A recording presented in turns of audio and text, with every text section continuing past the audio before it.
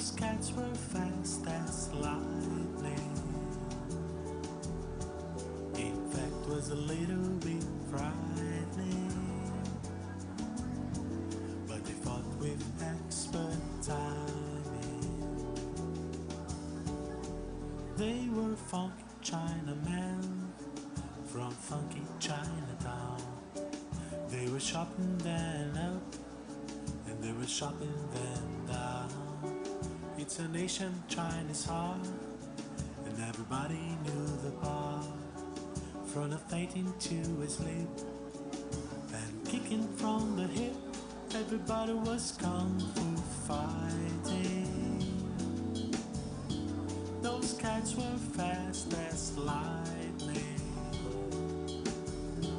In fact, it was a little bit frightening, but they fought with expert timing.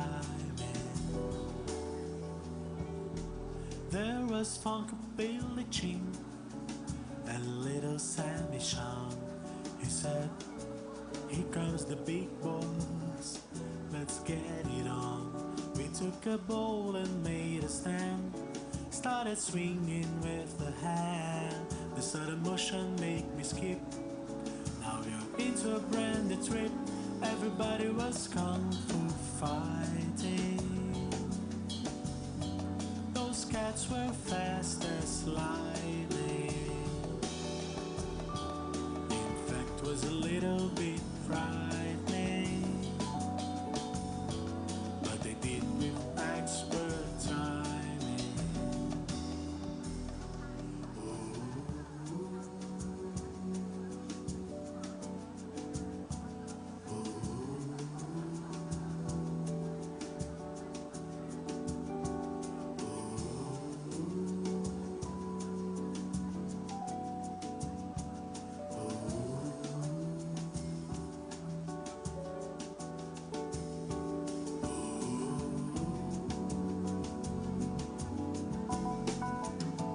Make sure have expert timing.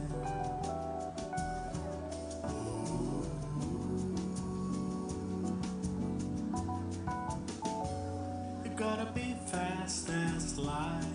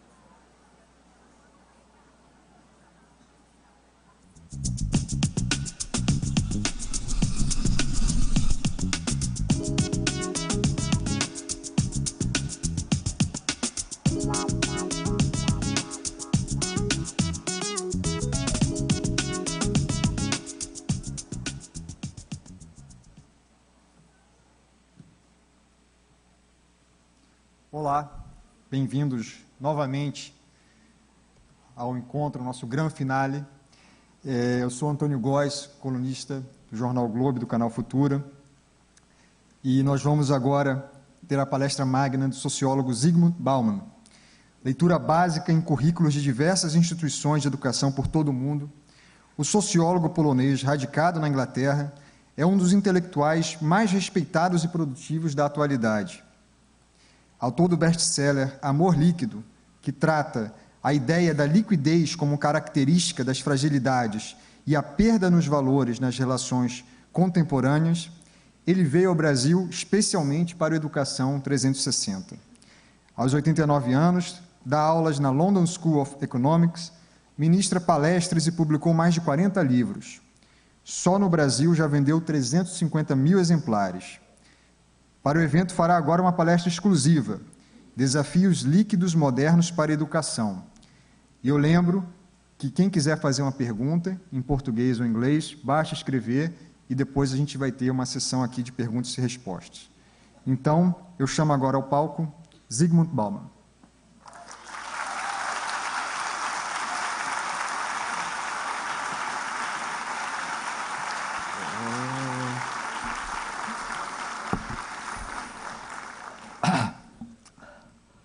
Oh, ladies and gentlemen, there is Senhoras e a senhores, Chinese proverb I like há to provérbio start with chinês because com o it qual eu shows gostaria very de clearly começar a what we are palestra, talking about a here, começar how important a explicar o que is eu the estou falando. undertaking of the organizers of this, Mas days antes of eu gostaria de education, agradecer aos organizadores for repairing the pela shortcomings, oportunidade some of them at de least, refazer set society as dificuldades e colocar a sociedade no caminho certo. O provérbio chinês que eu gostaria de citar é uma expressão da sabedoria popular de, provavelmente tem mais de 2.000 anos de idade esse provérbio, e da época do Confúcio. Ele diz que se você se planeja para um ano, plante milho. Se você se planeja para 10 anos, plante uma árvore. E se você se planeja para 100 anos, eduque a população. Essa ideia é muito profunda e eu aconselho vocês a pensarem muito sobre o significado dessa frase, dessa frase tão curta, porque, na verdade, ela é impressionante e, na verdade, a história da educação foi, durante muitos séculos, aqui na nossa cultura,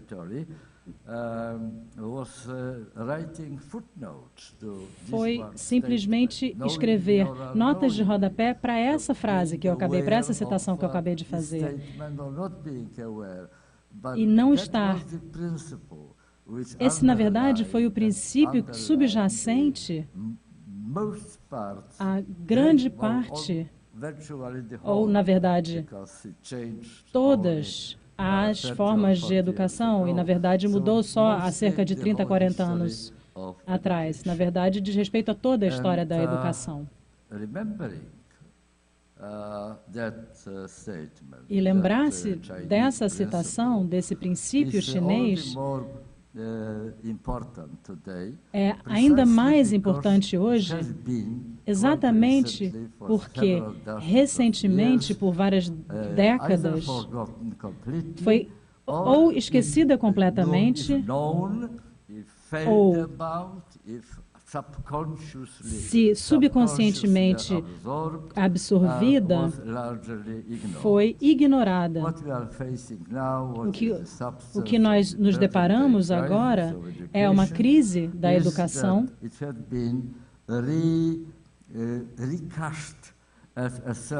e a educação foi reformulada como um interesse econômico de curto prazo,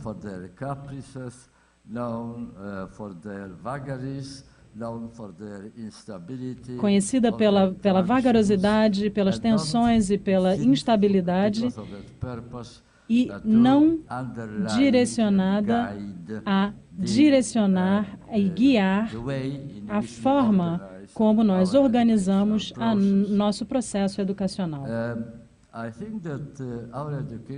Eu acho que a nossa educação está se tornando vítima da cultura, da modernidade líquida, eu a chamo, mas, na verdade, é uma cultura de curto prazo. Eu acho que a crise atual, a intenção, na verdade, de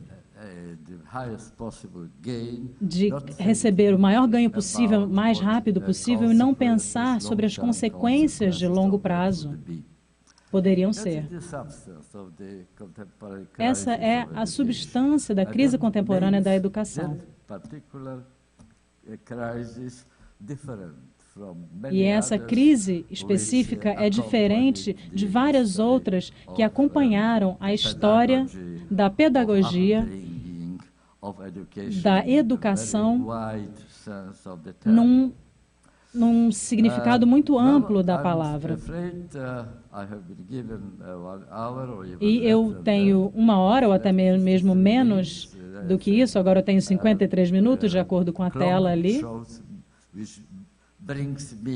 E essa tela me traz de volta ao compasso que eu preciso andar.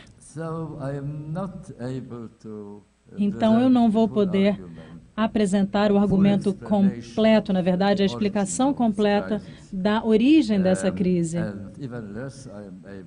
E, na verdade, eu vou poder citar algumas saídas possíveis para essa crise, para alcançarmos a melhor educação que todos nós almejamos. O que eu posso fazer, na verdade, é me focar em problemas específicos, itens selecionados dentre os que existem diante desse problema. Eu gostaria, então, de discutir o contexto social, o contexto cultural social, no qual esse esquecimento do papel vital da educação, da continuidade e o desenvolvimento da história das pessoas, o que nos trouxe aqui? Que tipo de realidade social cultural de hoje é responsável pela crise da educação? A segunda coisa que eu gostaria de discutir brevemente é a transformação do intelecto. A transformação do intelecto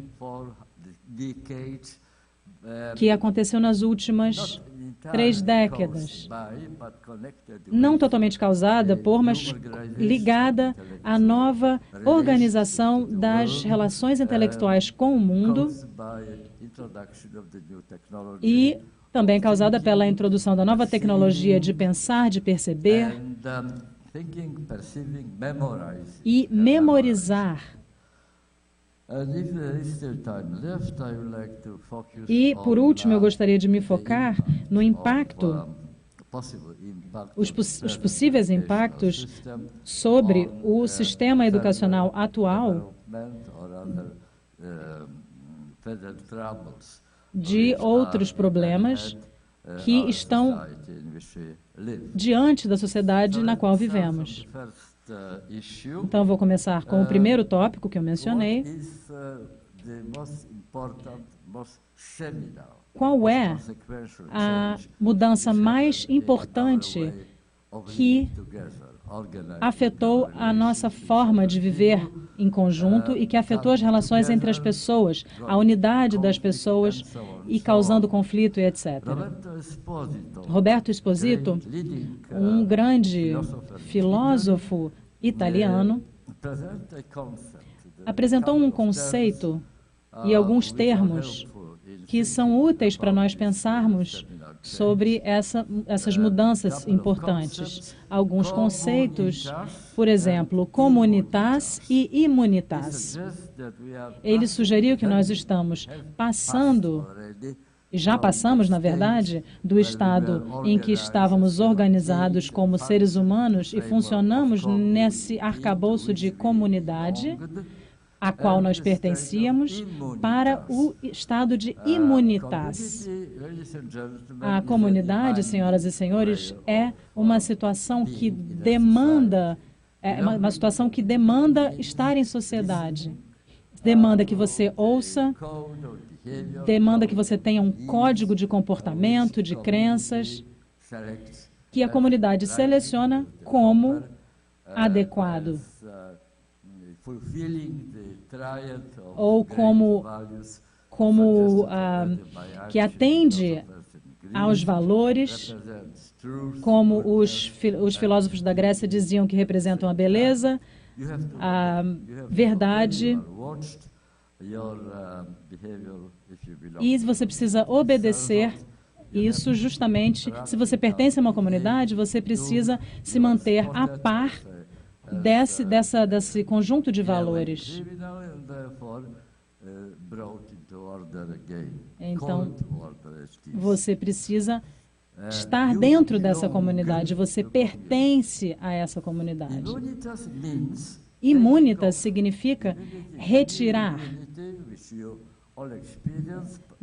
A nossa experiência de imunidade muitas vezes é muito interessante, mas muitas vezes é muito preocupante. Na verdade, os dois sentimentos são causados pela mesma situação. Na situação de imunidade, você está liberto das limitações impostas pelo fato de você pertencer a uma comunidade, você está livre. Você tem uma liberdade sem precedentes. Nunca na história se teve tanta liberdade. Você não é somente autônomo, mas também você é a única pessoa responsável e livre para escolher a forma como você vai viver a sua vida. Você é responsável pelas consequências também das suas escolhas. Você está sozinho. Você está sozinho e depende só de si mesmo.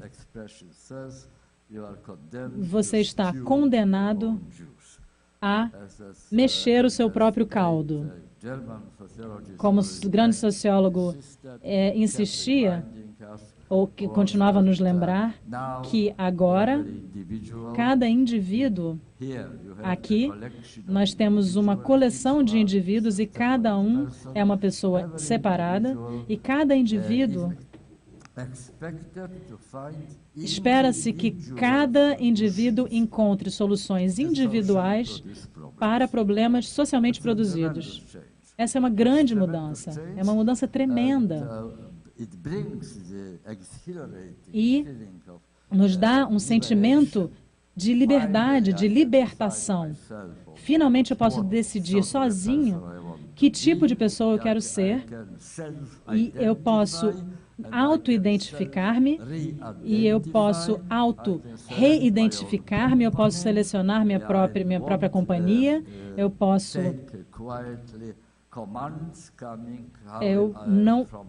Eu não preciso obedecer à forma como os outros me dizem que eu preciso me comportar. Então, é uma reação bastante agradável, um sentimento bastante agradável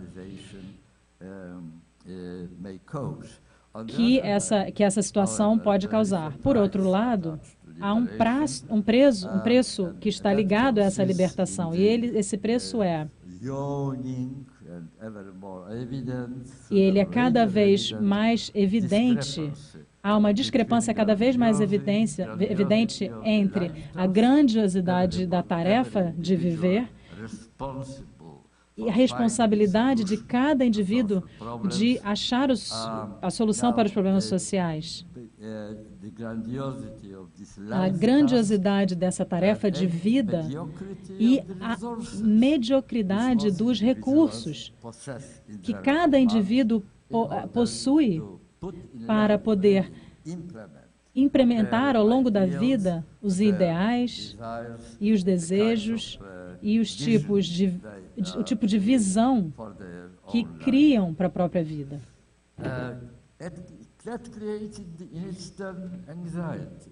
Isso cria ansiedade.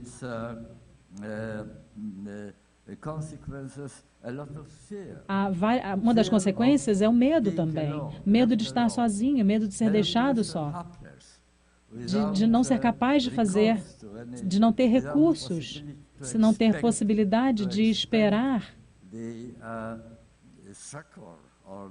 o socorro, ou assistência, o auxílio de outras pessoas. Você está cercado de pessoas solitárias, tão solitárias quanto você. Nós nos mantemos em contato, mas em vez de criar uma comunidade, nós criamos uma rede. Há uma grande diferença entre isso, entre essas duas coisas, entre comunidade e rede, porque a comunidade é algo a qual eu pertenço e a rede é algo que pertence a mim. Eu sou o único fundamento da rede. A minha atenção, a minha atividade, o fato de eu mandar mensagens, de receber mensagens das pessoas que eu escolho que estão na minha rede, que eu posso remover também da minha rede, de acordo com o meu desejo. e que eu posso remover, então, da lista de amigos que eu tenho nessa rede. Então, enquanto eu quiser, essa rede existe. Se eu parar de agir e de nutrir essa rede, ela desaparece. Então, mais uma vez, nós temos um sentimento impressionante de estar no controle. Eu estou controlando a minha mini sociedade. E, na verdade, eu já mencionei o ponto da carreira espetacular da internet, do Facebook, da mídia social,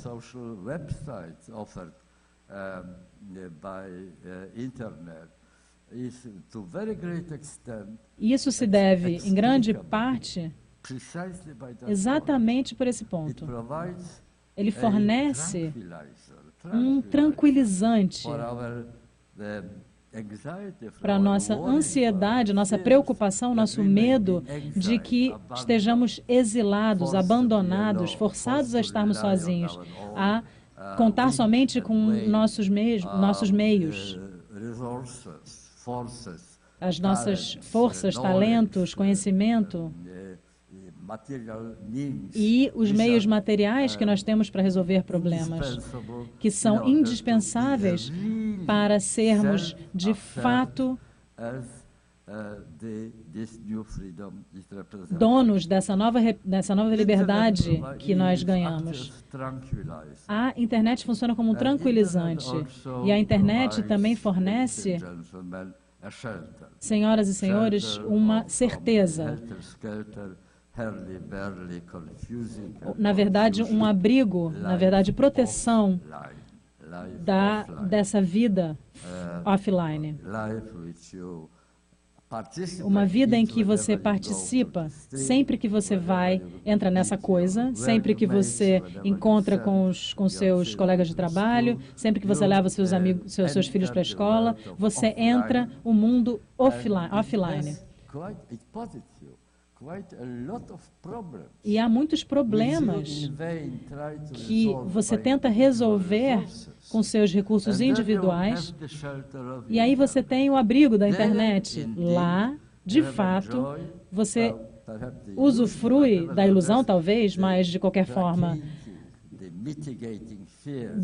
da mitigação do medo, e você tem o sentimento de que você está no controle de quem você é.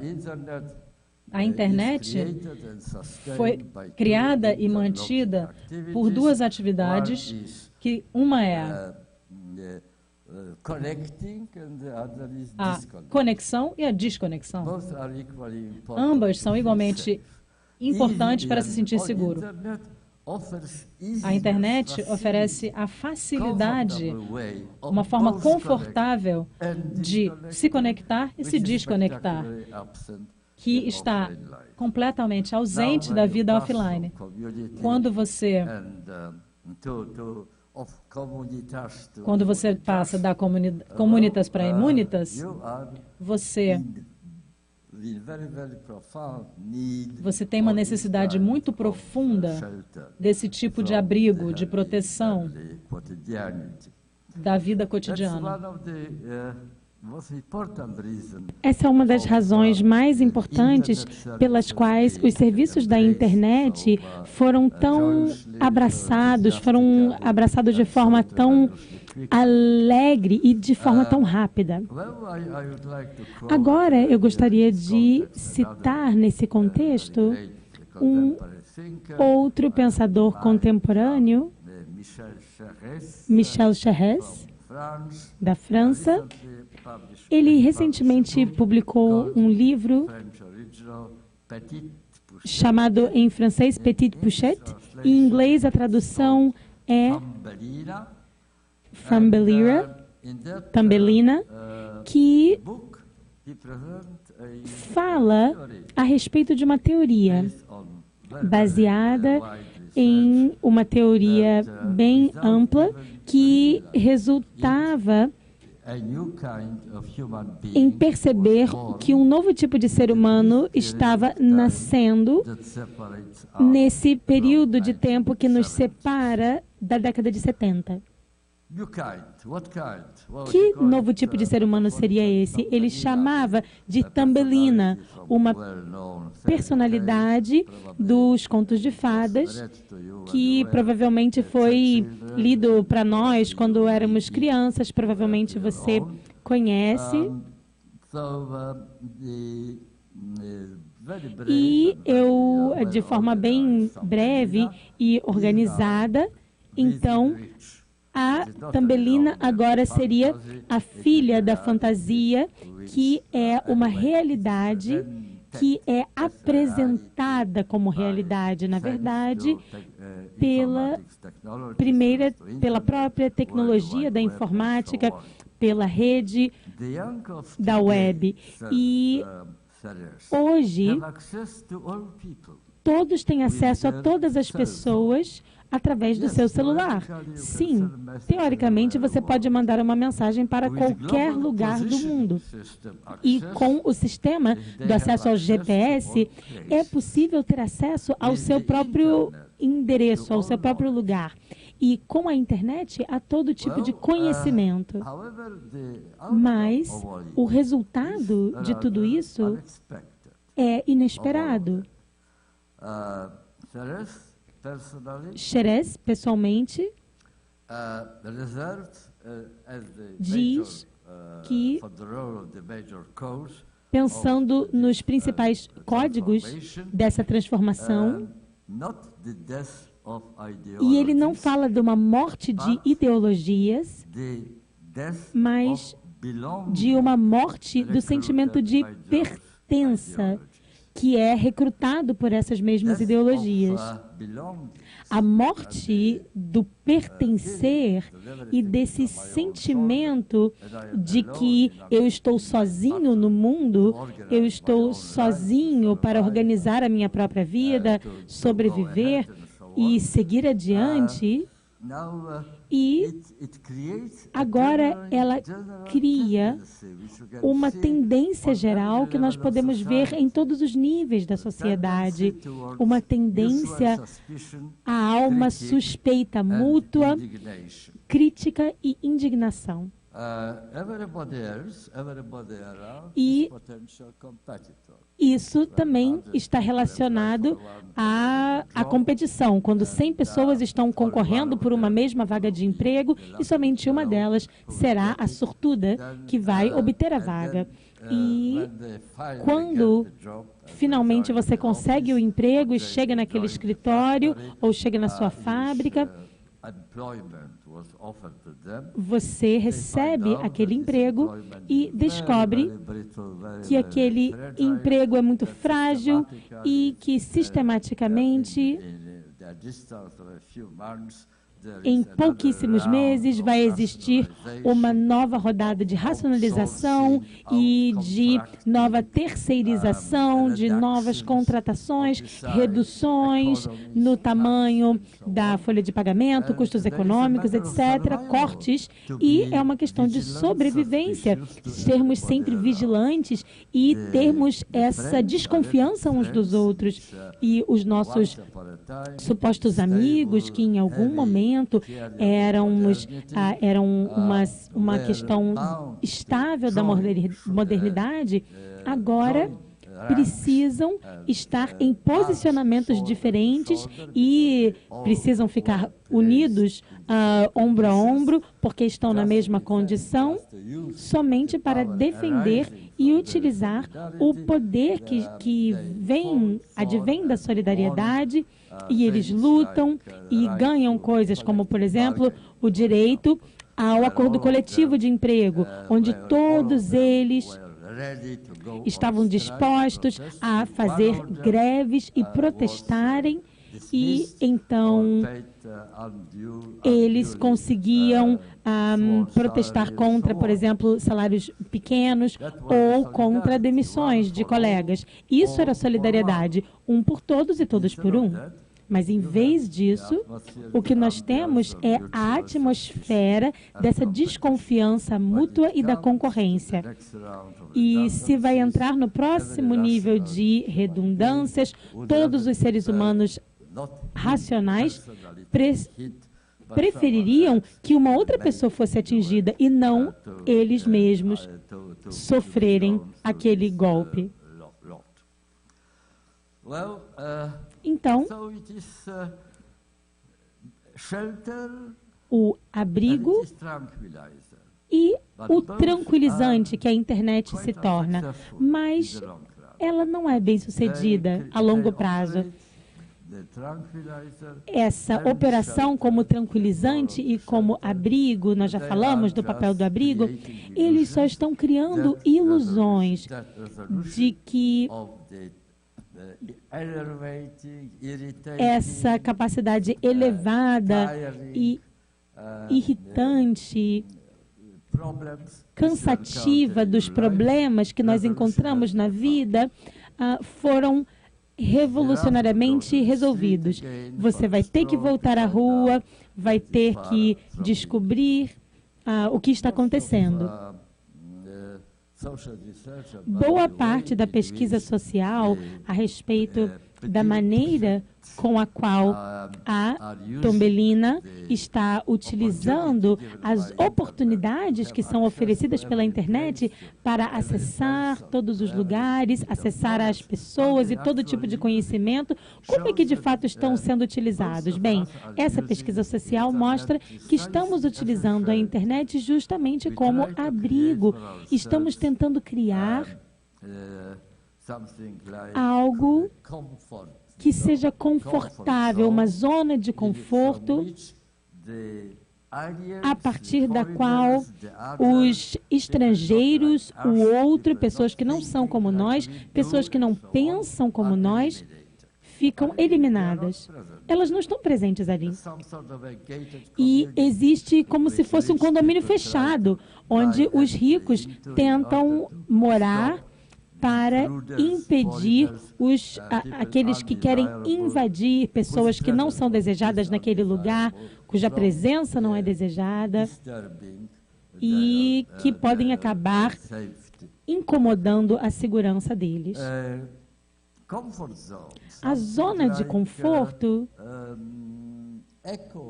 seria como se fosse uma câmera que fosse uma câmara de eco, que reflete justamente a sua própria voz, ou um espelho que te permite ver somente aquilo que é uma reflexão do seu próprio rosto. Agora, o efeito colateral, os danos colaterais dessa zona de conforto são essa segurança enganosa da zona de conforto, desta situação, essa falta de comunhão que não te diz como você deve se comportar. Você simplesmente aprende, você não consegue aprender as habilidades sociais que seriam indispensáveis se você estivesse passando do universo online ao universo offline. Mais uma vez eu digo, quando você chega na rua, você não pode fazer com que aqueles que pensam diferente de você e que desejam coisas diferentes de você, você não consegue fazê-los ausentes, eles estarão ali, eles não vão simplesmente desaparecer. E o mesmo acontece no nosso local de trabalho, que tem pessoas de todo tipo de denominação. Você não pode eliminá-los da sua própria vida. Você precisa das habilidades necessárias para fazer um diálogo significativo que leve à compreensão mútua, que leve a um modus convivendi que te permita coexistir apesar das diferenças em relacionamentos de benefício comum. Mas, quando você passa 9 horas por dia, como a maioria das pessoas que usam a informação computacional, eles dedicam 9 horas por dia ao Moodle online, onde não é necessário ter esse tipo de habilidade, a probabilidade de você ter esse desenvolvimento social vai ser muito baixa. E você não vai entrar nesse diálogo.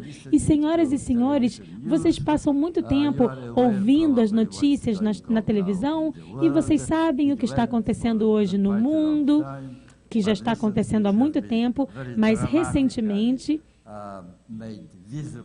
está muito mais visível pelas catástrofes e problemas que estão sendo sofridos pelos imigrantes, o pleito dos refugiados que estão batendo às portas de países mais afluentes e relativamente seguros, mas a mesma coisa está acontecendo em locais menos visíveis,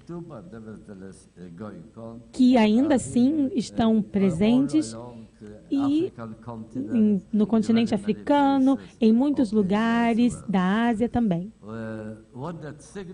O que isso sinaliza e o que isso faz chamar a nossa atenção de forma dramática é que, com o tempo, a arte do diálogo vai exigir cada vez mais importância. Será um fator importantíssimo na nossa sobrevivência mútua num planeta globalizado.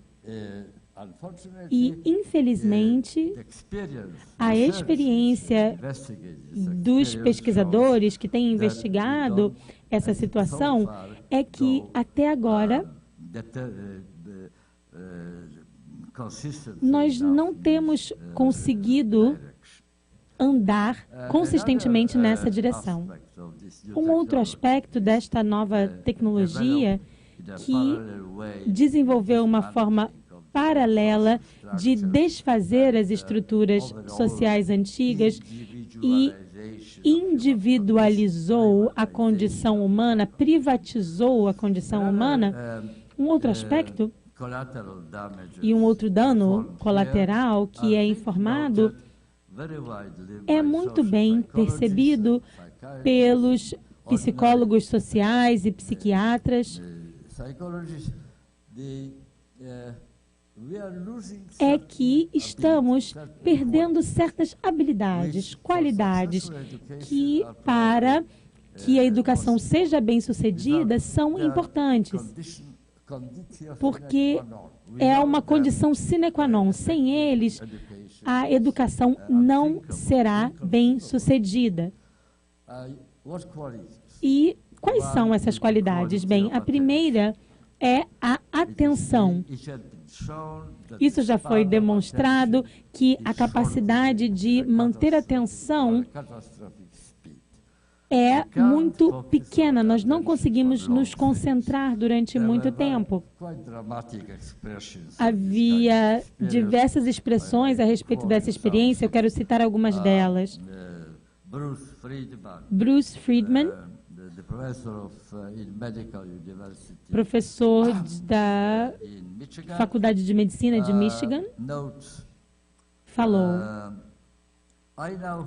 eu agora eu quase totalmente perdi a capacidade de ler e absorver um artigo longo que esteja ou na web ou impresso.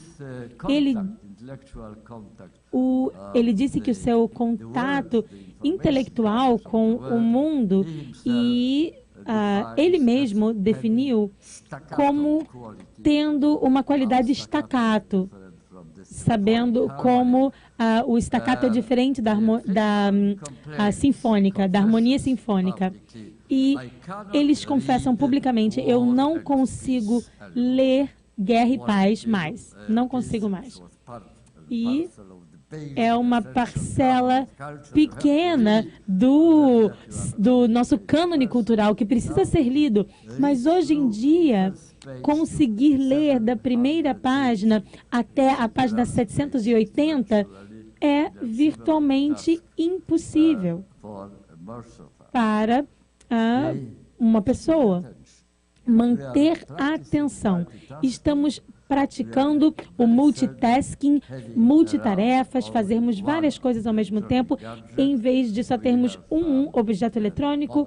Nós temos o nosso telefone celular, temos o iPhone, temos o iPad, temos o laptop e o que mais vai ser introduzido no mercado no futuro, e tentamos fazer contato através de todos eles simultaneamente. E nós deveríamos limitar o que nós podemos fazer dentro do universo online, e é isso que tem sido tão precisamente bem descrito pelo nome selfie, que significa estar na superfície. Então, você nunca entra, você nunca se aprofunda aquilo que está por baixo do que acontece. O tempo todo, nós estamos nos movendo rapidamente. As selfies são muito mais rápidas, é uma forma muito mais rápida de passar, mas você nunca para refletir aquilo que você está fazendo, onde você está indo, e você não vai conseguir lembrar o que estava ali no seu caminho.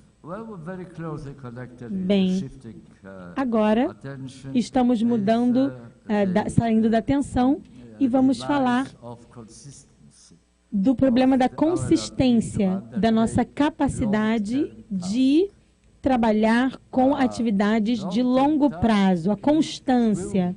E então, isso só vai trazer resultados, por exemplo, depois de um bom tempo. E nós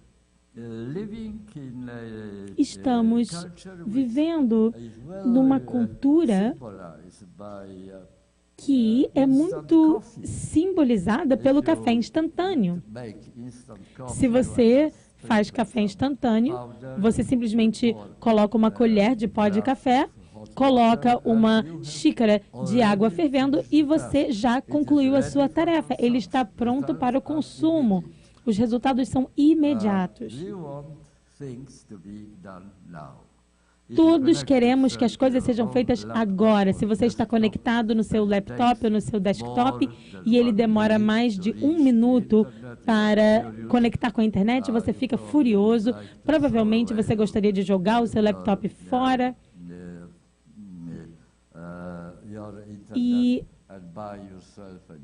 você gostaria de cancelar o seu provedor de internet porque você acha que não serve para nada. Você precisa esperar 1 minuto inteiro para poder se conectar.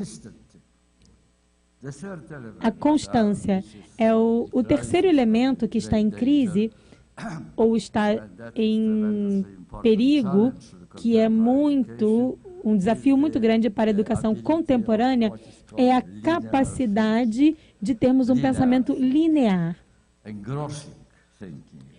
É um pensamento que é consistente, uma capacidade de se envolver na tarefa na qual você está envolvido.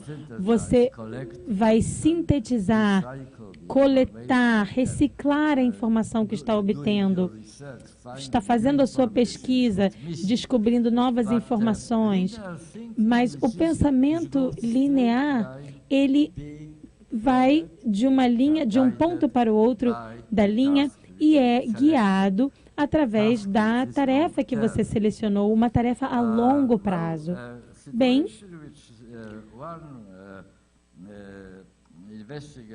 a situação que um pesquisador explicou como sendo uma mente linear, uma mente que consegue ficar concentrada está sendo substituída por uma nova capacidade de pensar, que consegue receber e descartar informação num tempo rápido e sobrejacente, em explosões, de uma forma rápida e melhor. O grande biólogo Owen Wilson falou dessa situação da seguinte maneira: nós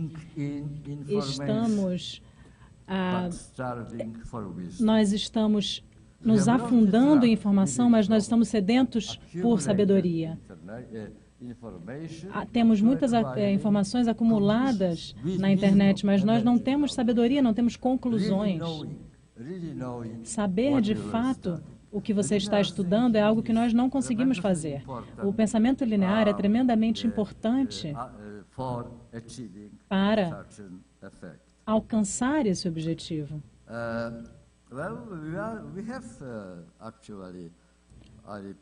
Bom, na verdade, eu repito o que eu já disse antes. Nós temos um acesso gigantesco ao conhecimento. Em teoria, todo conhecimento está disponível na internet. Mas que tipo de conhecimento é? É esse.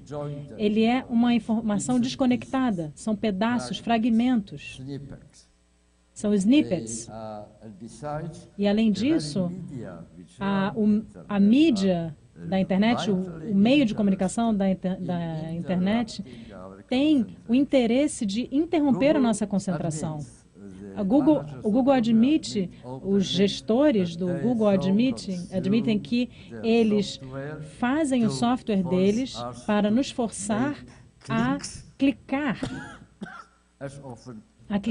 com a maior frequência possível.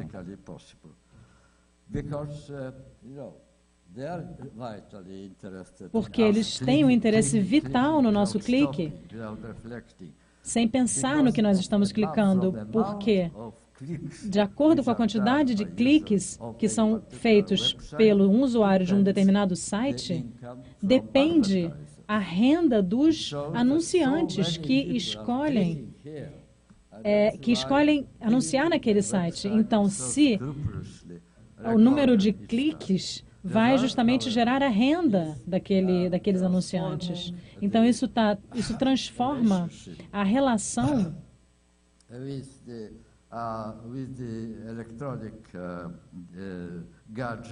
com o dispositivo eletrônico como um fator de integração, de não concentração, de distração.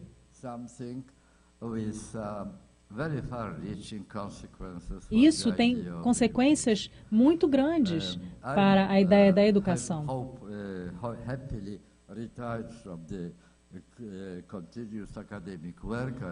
Eu não sou membro de nenhuma universidade atualmente, eu já estou aposentado, na verdade, é o que eu desejo, mas os meus colegas que ainda estão sofrendo com o desafio da educação me dizem que se você pede para a próxima aula que os alunos leiam um artigo completo, é muito difícil que algum aluno consiga ler do começo até o fim. Eles querem a sinopse, eles querem o resumo daquele artigo, eles querem algo como o Twitter do ensino acadêmico, eles querem 145 caracteres, não mais do que isso. E isso não vai ser alcançado nunca, mas essa é a tendência subjacente do nosso tempo. A tecnologia da informação são tecnologias de distração que direcionam a nossa opinião, a nossa atenção para longe do longo prazo.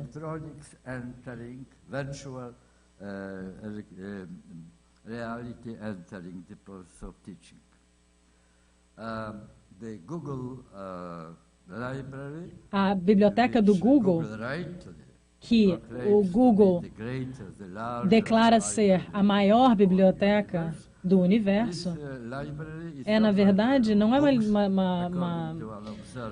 uma biblioteca de livros, mas sim uma biblioteca de fragmentos, uma pilha de dados que é tão complexa que nos desencoraja a tentar compreender o sentido do todo, do todo dessa biblioteca, de uma certa forma. Então, esse é o impacto sobre o nosso intelecto, que é o segundo ponto que eu me propus a falar.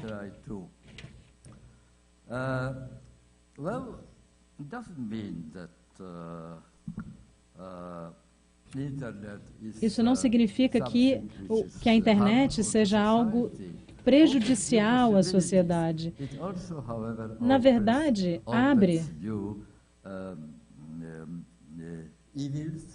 novas ameaças e novos desconfortos de diferentes tipos, mas ainda assim desconfortos. O terceiro elemento que eu me propus a discutir é a questão da localização da educação no contexto da nossa vida social atual. A situação há uma tendência muito desagradável do que se pode chamar de comodificação do conhecimento.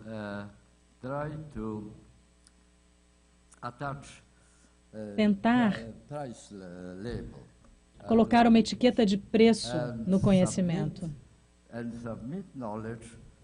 e submeter ao conhecimento a lógica e as regras do mercado. Kalporani, o grande filósofo e historiador e sociólogo,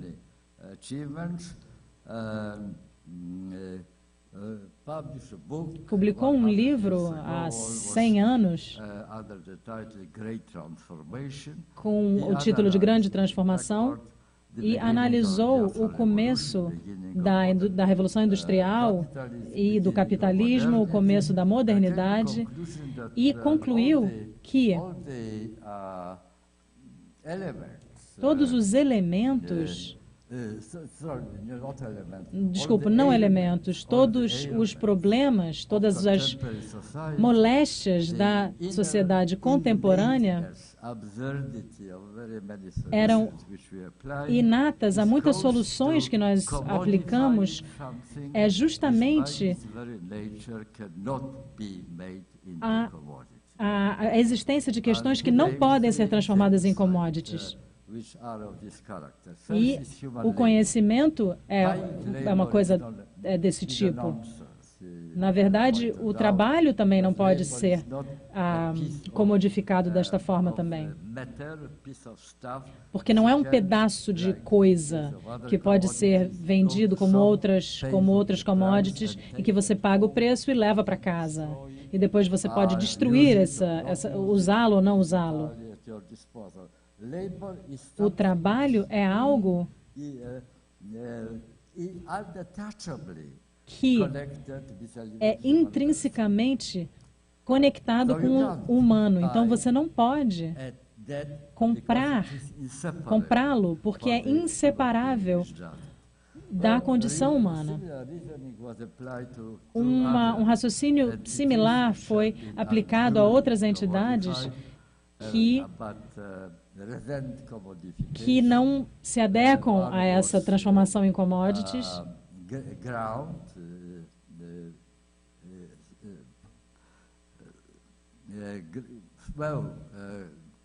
Soil, so to speak, land, a terra, em termos mais gerais, o dinheiro também não pode ser tratado como commodity. O dinheiro, por natureza, é um instrumento de comodificação, mas não um commodity.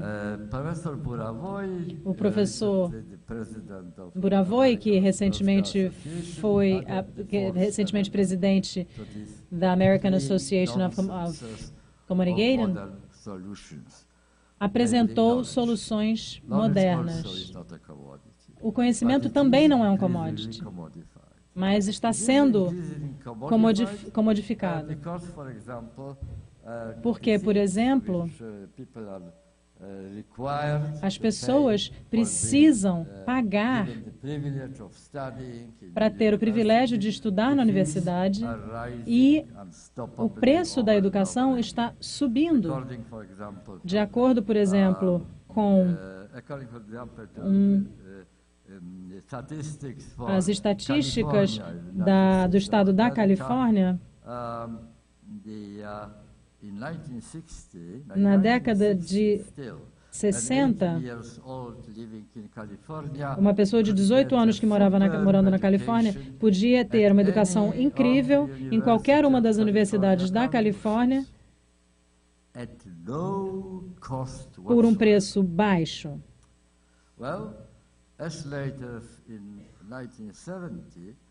Na década de 70, o preço da graduação para os residentes da Califórnia era de cerca de $700.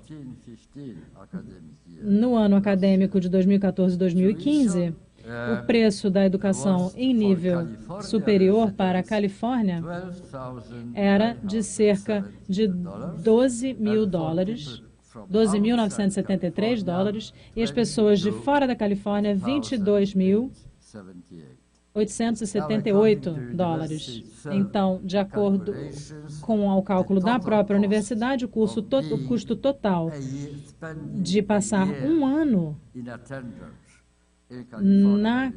numa universidade da Califórnia, incluindo o custo de morar no campus e se alimentar, e assim por diante, era $55.000 por ano. Isso significa que a grande maioria das pessoas simplesmente são excluídas completamente da possibilidade de obter esse tipo de educação. O mesmo processo exatamente está acontecendo no país onde eu moro, no Reino Unido. O Brasil é um dos poucos países, infelizmente, esse prédio aqui no qual nós estamos, em que a tendência oposta está acontecendo, está sendo experimentada, e há tentativas que vão no sentido oposto da situação que está prevalecendo nos outros lugares. Os anglo-saxões, na verdade, a educação anglo-saxã está seguindo um mecanismo de reproduzir os privilégios sociais e as relações de privilégio social. As faculdades, 70% das universidades, dos alunos dessas melhores universidades do Reino Unido, vêm das classes mais elevadas, mais superiores da sociedade, e somente 3% desses alunos vêm do terço inferior da sociedade. E isso reafirma a desigualdade social. Agora nós sabemos que nós estamos seguindo o debate contemporâneo de que as desigualdades sociais não afetam somente os que estão abaixo na hierarquia social, mas também toda a sociedade. Afeta, na verdade, de uma forma bastante antagonista, por assim dizer. Um resultado disso é um processo bastante longo de transformação do que nós costumávamos chamar de classe média no proletariado. Então, há uma expansão da desigualdade social. Para dar um exemplo para vocês do que eu quero dizer, depois do colapso do crédito em 2008, aconteceu a recuperação econômica nos Estados Unidos e houve um valor adicionado no emprego americano. E as estatísticas mostram que 93% de toda a dívida, de todo esse valor adicional, foi absorvido por 1% da população somente, deixando somente 7% para o resto da população. Não é de espantar, então, que a classe média, gradativamente, sem perceber, está sendo eliminada dessa busca, dessa jornada pelo bem-estar, pela riqueza.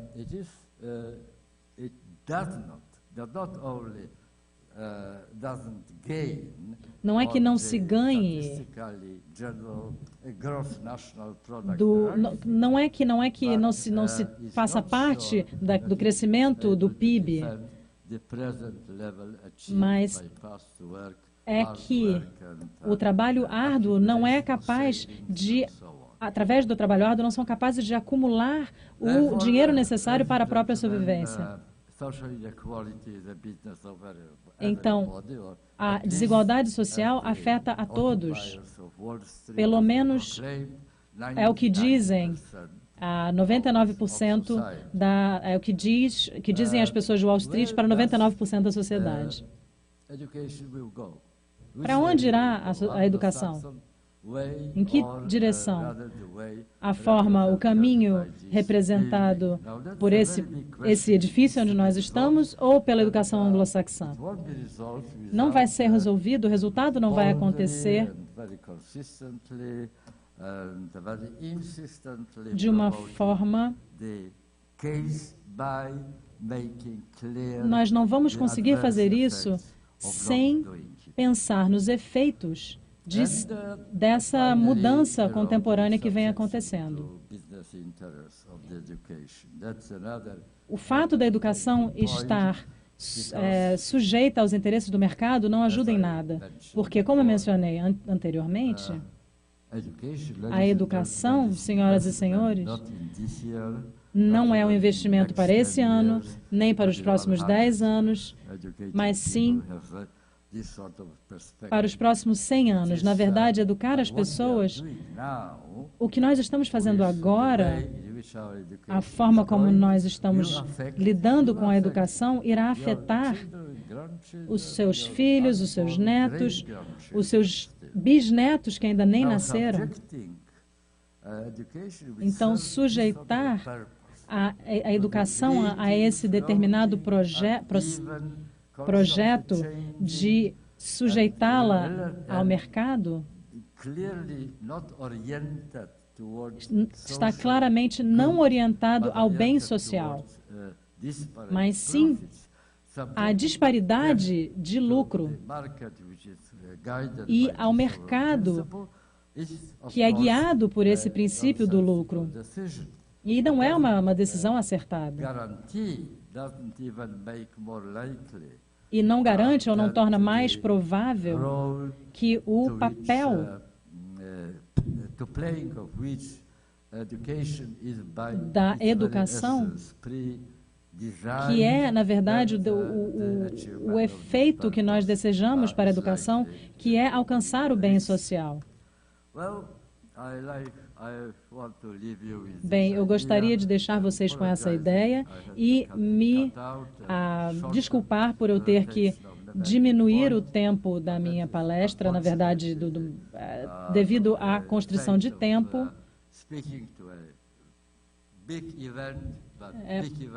E é muito interessante falar nesse evento tão grande, com vários oradores tão interessantes, com vários fragmentos interessantes, como acontece na internet, mas eu gostaria de ler, para terminar, Algo que eu gostaria que vocês se lembrassem. Alinhado com a mesma ideia que eu comecei a minha palestra, que educar é investir nos próximos 100 anos. É assim, essa é a importância dessa questão.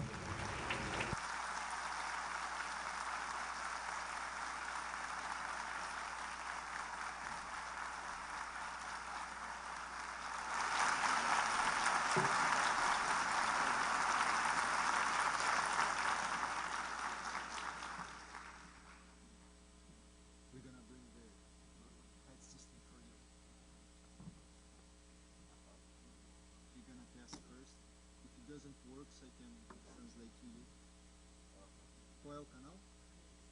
Channel 2, please.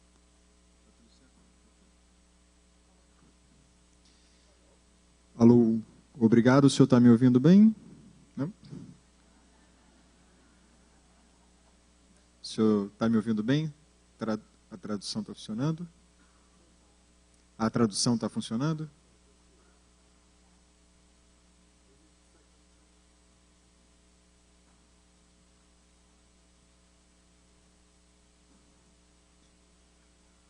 Testando, a tradução está funcionando? Sim?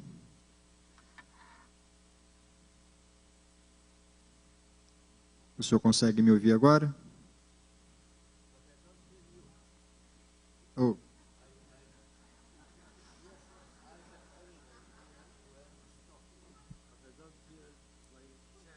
Okay. You don't have to hear my voice. It's not. The important is that you get the message. Ok. Nós aprendemos aqui, nesses 2 dias, nesse evento, ontem, por exemplo, pela manhã, aprendemos com a experiência da Finlândia, o país talvez mais citado como exemplo de sucesso no mundo, que eles estão profundamente interessados em fazer uma reforma no seu sistema educacional para trabalhar valores cooperativos, habilidades emocionais com seus alunos. Isso está muito forte no sistema finlandês. Hoje de manhã, nós ouvimos... Do you want to you hear well? Hoje de manhã, nós ouvimos uma experiência da China, um relato da China, um país que tem também bons resultados na sua província mais rica, Xangai, bons resultados em testes padronizados, mas também na China, hoje aprendemos aqui, há uma grande preocupação em fazer da educação algo mais libertador, mais criativo. Enfim, minha pergunta é, o senhor vê razões para otimismo? Há razões, pelo que o senhor tem visto, que a gente querendo mudar seus sistemas educacionais para preparar essa geração para enfrentar os desafios dessa modernidade líquida, de forma mais cooperativa, criativa, menos padronizada?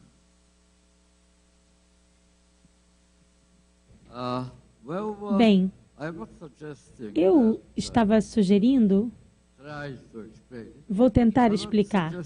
Eu não estou dizendo que a internet deveria ser destruída. Claro que estou brincando a esse respeito, mas a questão aqui é pensar em como poderíamos utilizar melhor aquilo que a internet oferece. A internet, no seu uso atual, na forma como ela é utilizada, sem nenhum tipo de orientação pedagógica, ela não favorece o que pode ser chamado de pensamento crítico. E sem isso, pensando nas teorias e nas práticas de educação, se percebe isso. Eles creem que A educação está sendo desenvolvida, estão desenvolvendo as habilidades com pouco conhecimento. A memorização, nós não sabemos se é um fenômeno positivo ou negativo, mas possui dois lados. Mas, ainda assim, a memorização cerebral tem sido utilizada, terceirizada pela internet e pela nuvem. A internet, através da informação da internet, nós não precisamos memorizar a internet que vamos precisar em algum momento, porque ela está lá no Google e você sempre pode recuperá-la. Se você tiver habilidades na sua capacidade computacional e conseguir digitar bem, você vai utilizar, vai colocar os seus dedos no teclado e você vai conseguir recuperar a informação. Então, a memorização não é tão importante. Esse não é o problema da educação. O que de fato é importante é a capacidade de irmos além dessa capacidade difusa de pequenos fragmentos de inovação e é utilizarmos uma ideia criativa, a questão da crítica e da criatividade. Acredito que sermos críticos e sermos criativos são dois aspectos da mesma atitude. São nomes diferentes, mas poderiam ser utilizados como sinônimos. Eu falo de Fareed Zakaria, que acabou de escrever um livro interessantíssimo a respeito do apelo à educação liberal, que chama Em Defesa da Educação Liberal, e há um experimento acontecendo em grande escala e provavelmente terá um futuro enorme, que é organizado juntamente com a Universidade Nacional de Singapura. E é um conglomerado de universidades que é baseado numa base muito diferente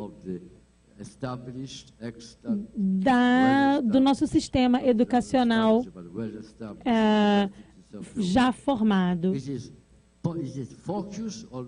E ele se concentra em uma tarefa, em desenvolver uma mente crítica e, ao mesmo tempo que desenvolve uma mente crítica, desenvolve uma mente criativa.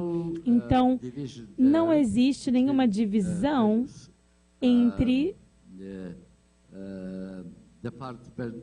os departamentos variados e o conhecimento departamentalizado que as universidades acabam utilizando, porque elas são divididas em departamentos.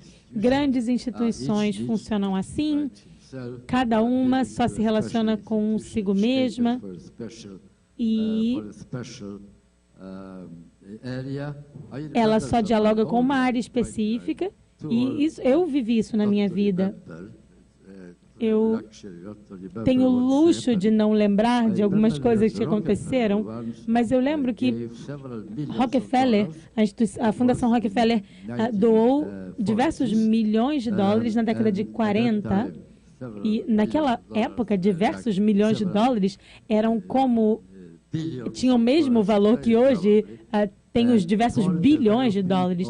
E eles fizeram essa doação ao desenvolvimento das ciências behavioristas. E nós vimos esse desenvolvimento enorme de conhecimento behaviorista em diversos departamentos. E eles descobriram, os psicólogos se descobriram assim, os cientistas políticos, sociólogos, economistas, todos descobriram, eu não sou psicólogo, eu sou um cientista comportamental. Quem resistiria a esta tentação? que a Fundação Rockefeller trouxe. Então, essa distinção entre os departamentos das universidades, acredito que são causados não por uma lógica interna científica, mas por pressões que, na verdade, não estão relacionadas à ciência, mas estão relacionadas ao financiamento que é oferecido às universidades. As universidades, a de Singapura, a Nacional e a Universidade Conjunta de Singapura, selecionaram como tópicos para ensino livros e problemas e eventos e partes da história que exigem um pensamento crítico de alta qualidade. É a forma como eles podem ser estudados. Eles possuem demandas diferentes do intelecto, uma capacidade de absorvê-los, de usá-los de forma crítica. Então, agora, aqueles que projetaram esse grande experimento criaram uma lista das qualidades do intelecto e das capacidades de pensamento que são indispensáveis, condições indispensáveis que foram retiradas pela nuvem na internet. E então dizem que o que nós precisamos fazer é desenvolver habilidades para sabermos acessar a informação, como vamos lidar com as informações. Então, informações da Finlândia e da China, então, demonstram um esforço nessa mesma direção. Mas acredito que esse tipo de exercício precisa ser feito. O problema é que na China, por exemplo, depois de um grande salto dado por Mao Tse-tung, eles estão distantes daquele início, eles são livres agora, podem começar do início. E não existem interesses escondidos que tenham impedido os chineses de fazerem isso. Mas numa universidade, por exemplo, e a mesma coisa deve acontecer aqui no Brasil, no Reino Unido, na Polônia, na Alemanha, há uma equipe profissional já estabelecida que tem um interesse vital em preservar a forma como as coisas estão acontecendo, porque é a única forma deles continuarem trabalhando. Se você vem com uma ideia revolucionária de esquecermos as abordagens tradicionais que são antiquadas, podem ser descartadas, e só nos concentrarmos em desenvolver estas habilidades que não são necessariamente confinadas a uma área específica do conhecimento, aí, claro, que eles vão resistir e vão ser bem-sucedidos. Não dá para, em alguns anos, conseguir reformar totalmente, recriar ou reprojetar uma instituição toda que foi construída durante centenas de anos. Esse é o problema. Essa é a dificuldade. Mas se eles conseguirem, isso vai ajudar muito. Algumas perguntas aqui. Nossa audiência é muito formada por professores. Então, perguntas sobre, por exemplo, como um educador pode realizar um trabalho perante alunos que querem tudo tão rápido e sem profundidade. E na mesma linha de argumentação, alguém pergunta também como envolver tecnologias digitais no contexto escolar, já que essas tecnologias também levam a essa instantaneidade, essa rapidez. Então, deve o professor, encarando essa realidade, trabalhar com as tecnologias para que o aluno possa superar os vícios dessa tecnologia, ou deve adotar outras abordagens?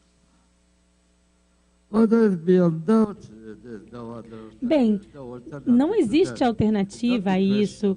Não é uma questão de ter uma internet melhor, mas a questão é de encontrar a internet, usar uma forma de utilizar a internet para ser útil para um propósito comum. Por enquanto, a lógica do desenvolvimento, as mídias de massa, os dispositivos eletrônicos não são direcionados por objetivos, por propósitos, intenções que estejam ligadas à educação, porque já essa é uma tarefa, como eu falei, de mais de 100 anos. E a grande questão é conseguirmos lidar com esse potencial que a internet possui, o grande ato facilitador que a internet traz de tornar as coisas mais rápidas e mais eficazes, ajudam o trabalho intelectual. Guiar a informação é um aspecto muito interessante do trabalho intelectual. É algo extremamente importante. E a internet faz isso melhor que qualquer outro instrumento de educação que nós tínhamos no passado. Ao mesmo tempo, creio que a desvantagem seria que você ganha uma coisa e você perde uma coisa. E há alguns problemas que não são resolvidos pela internet. E há problemas diferentes são criados pela internet. Então, como vamos ficar com o melhor dos dois mundos? Como podemos ter um efeito que, em vez de nos tornar servos da graça de Mark Zuckerberg, ou da Microsoft, ou de outras pessoas como eles, por que não revertermos desta ordem? Por que não devemos utilizar a internet como uma serva da educação? Não é uma utopia, mas ela exige muito pensamento e muita ação. E eu tenho quase certeza, eu não posso prever o futuro, mas tenho quase certeza que nos próximos 10 ou 20 anos, a história da educação vai ser dedicada a esse objetivo. Como vamos domesticar essa fera da internet? Como vamos domesticar, domar a internet para nosso favor? Isso é o que nós deveríamos pensar. Uma pergunta aqui mais sobre política, sobre a importância dos partidos políticos no mundo moderno. E aí eu queria... Claro. Ok.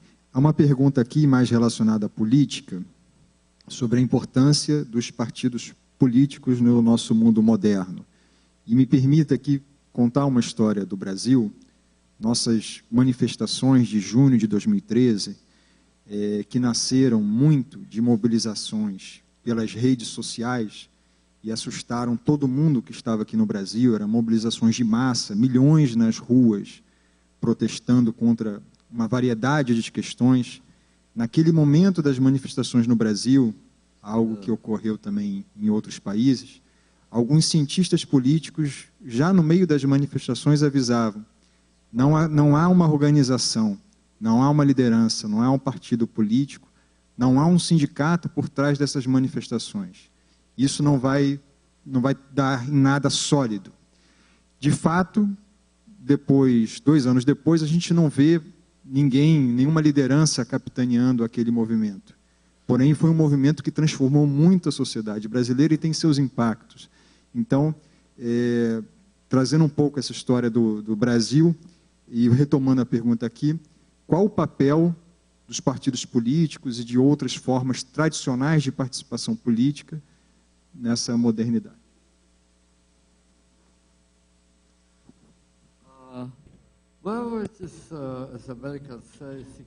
Bom, é uma pergunta extremamente importante, a pergunta de $1 milhão, na verdade. Qual é a importância dos partidos políticos na crise política?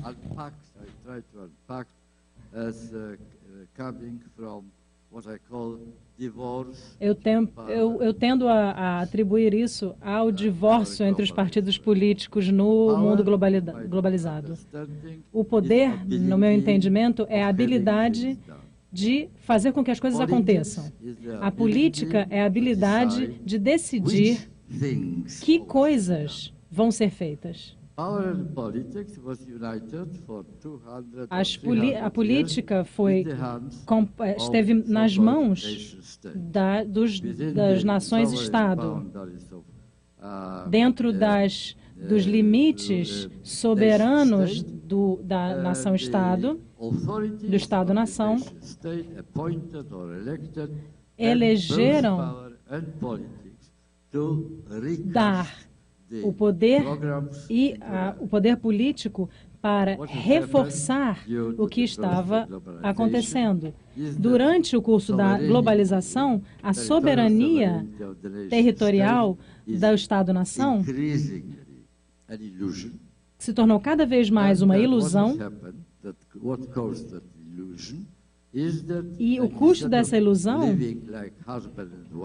é que, em vez de viver como marido e mulher, os nossos políticos agora vivem num estado de divórcio. O poder evaporou do Estado-nação territorial e entrou no cyberespaço, na terra de ninguém, lá, longe. Que poder, de fato, decide sobre a tua chance de encontrar um emprego? Os poderes como os poderes financeiros, os poderes de barganha, o poder de informação, todos eles são extraterritoriais, não estão sujeitos ao controle do Estado. Eu gostaria de adicionar a isso também o terrorismo global, o tráfico global, o tráfico de armas global, todas essas forças que ignoram o poder da soberania do Estado-nação. O poder está fora do alcance dos Estados. Você tem, por um lado, o poder livre do controle político e, por outro lado, você tem a política que está desprovida do poder. E é por isso que as pessoas estão perdendo o que foi muito bem expresso por você. As pessoas estão perdendo a confiança nas instituições políticas. Veja bem, todas as instituições democráticas que existem atualmente foram criadas por nossos ancestrais, nossos pais e avós, para servir ao bem-estar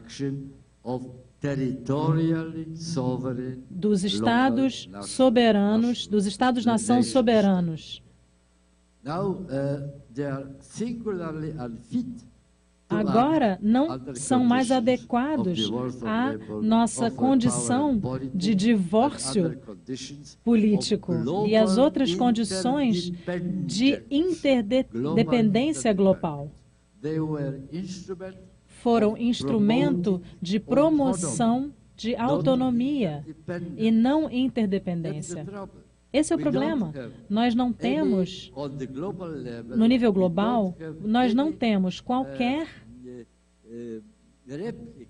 réplica equivalente da política exemplificada no que já foi mencionado por você, nos partidos políticos, parlamento, governo, tribunais, nada desse tipo.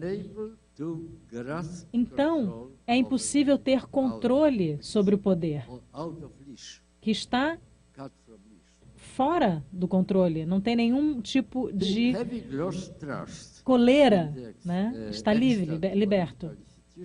As instituições políticas herdadas dos nossos ancestrais não mais funcionam. Então, não é de estranhar que as pessoas estejam buscando formas alternativas de participação política. não espere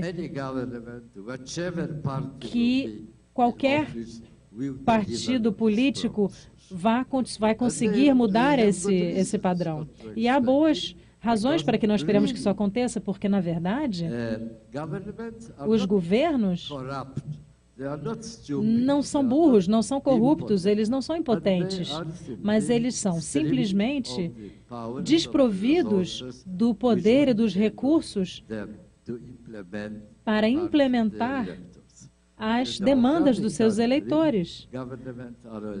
Os governos democráticos são eleitos e, portanto, os candidatos ao governo precisam ouvir com muita atenção aos eleitores, porque senão não vão ser eleitos. E eles precisam fazer promessas para criar a expectativa de que essas demandas serão supridas. Quando eles são finalmente eleitos e ocupam o local de poder, por assim dizer, eles sentem essa pressão.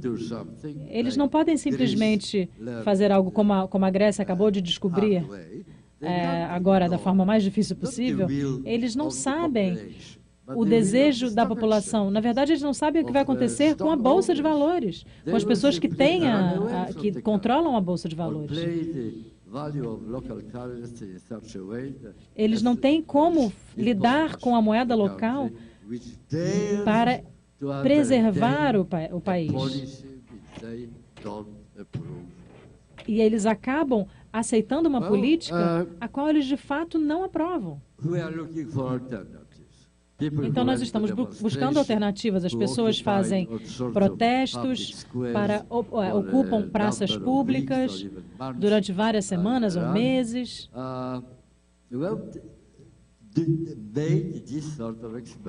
Bom, já foi feito esse tipo de experimento.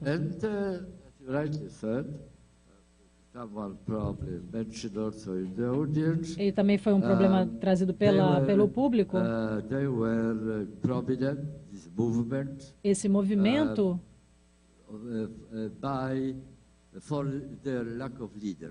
foi não havia líderes nesse movimento. E isso foi usado contra o movimento. Mas isso não é uma atitude justa, porque o sucesso que eles obtiveram em ganhar visibilidade e até, de alguma forma, ganhar algum tipo de efetividade, se deve precisamente ao fato de não terem uma liderança, de não terem líderes, porque líderes têm ideias, líderes têm ideologias. E quando você começa a discutir ideologias, você não vai conseguir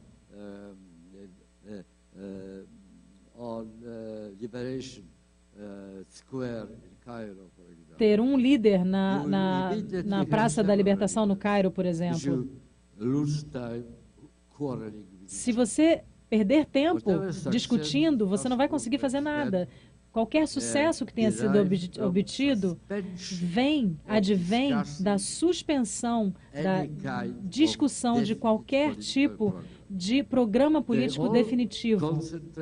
Todos se concentraram em uma questão somente. Vamos nos livrar de Mubarak. Vamos ocupar Wall Street. Um propósito, um objetivo. Todas as outras questões, a questão da desigualdade, a questão educacional, qualquer outra coisa, quem deve receber preferência na distribuição de fundos, o que quer que seja, tudo foi suspenso. E eu chamo isso de solidariedade explosiva. As pessoas abandonadas pelas instituições políticas, frustradas, acabam sonhando com essa solidariedade, o sentimento de pertencer a uma totalidade de amigos, de obter assistência mútua, compreensão mútua.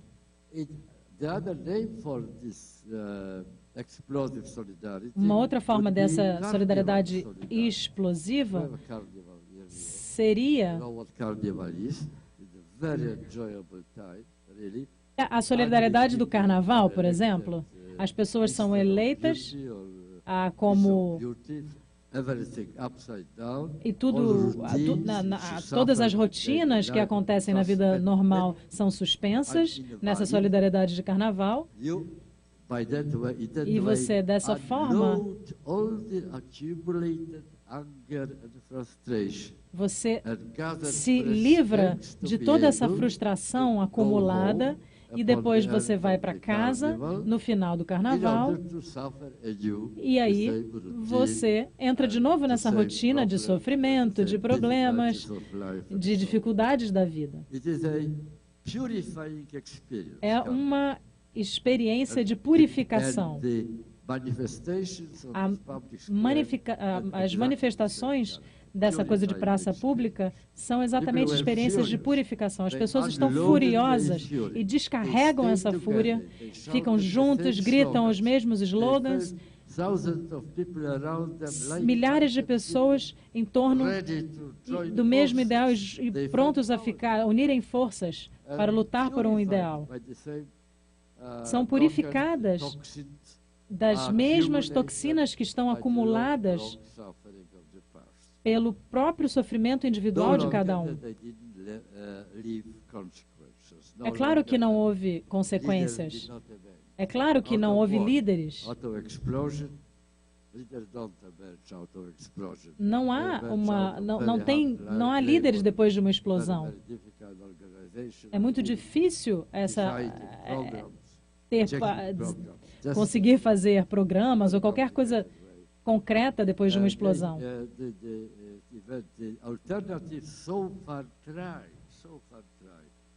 A alternativa que já foi testada, portanto, infelizmente, tem caráter momentâneo, gera um alívio momentâneo.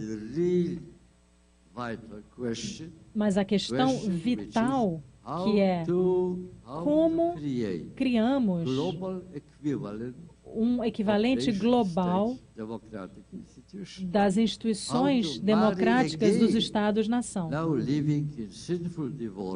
Agora, como é que nós conseguimos reverter esse divórcio político que está acontecendo?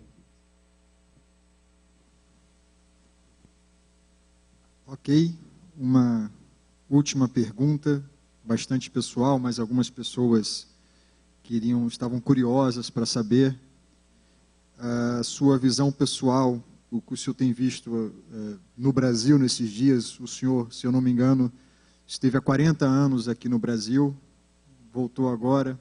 Então, algumas pessoas curiosas para saber algo que chamou a atenção no senhor nesse curto período aqui no Brasil, uma mensagem. As pessoas estão curiosas para saber se alguma coisa em particular no Brasil chamou sua atenção nesses curtos dias que o senhor esteve aqui, voltando 40 anos depois.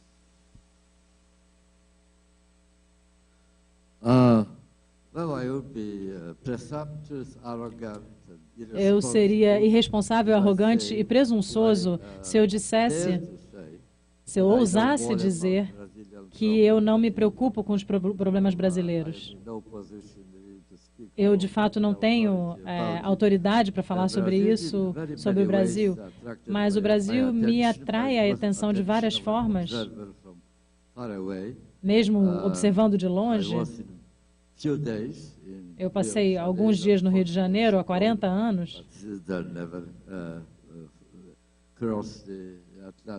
Eu atravessei o Atlântico e nessa época, mas eu simplesmente sigo o que acontece no Brasil. De muitas formas diferentes, o Brasil é um milagre. É um milagre que está acontecendo.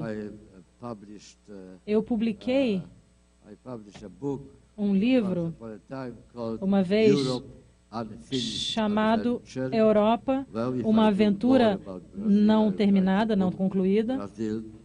E eu posso dizer do Brasil que o Brasil é um milagre não concluído. Nenhum outro país no mundo é capaz de dizer que tem um projeto como Bolsa Família, de tirar 22 milhões de pessoas da pobreza. Em todo lugar do mundo, a pobreza cresce. O Brasil é a exceção. O Brasil é a exceção. Isso é um milagre. Vocês estão indo contra a corrente. Isso significa que um mundo alternativo é possível. Não é simplesmente imaginação. É claro que ainda não foi concluído esse milagre, porque os experimentos bem-sucedidos normalmente são vítimas do seu próprio sucesso, porque eles geram mais expectativas do que eles podem, de fato, entregar. Então, eu acho que atualmente no Brasil, isso está acontecendo. Mas esperemos que essa ocasião vai ser utilizada para corrigir os erros e não voltar, não retroceder no milagre. Essa é a minha esperança.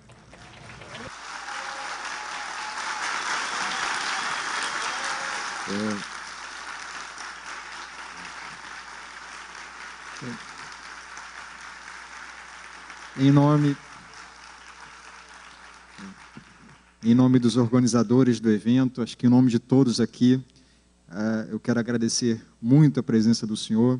Espero que o senhor venha mais ao Brasil, no Carnaval, inclusive, possa aproveitar. E uma boa notícia aqui para quem tem o livro, quem tiver com o livro aqui dele, por favor, a gente vai fazer uma sessão de autógrafos organizada, um livro por pessoa, por favor, calmamente aqui, porque ele se dispôs gentilmente.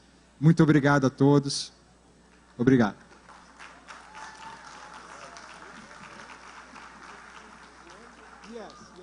Vai ser aqui a sessão de autógrafo, né?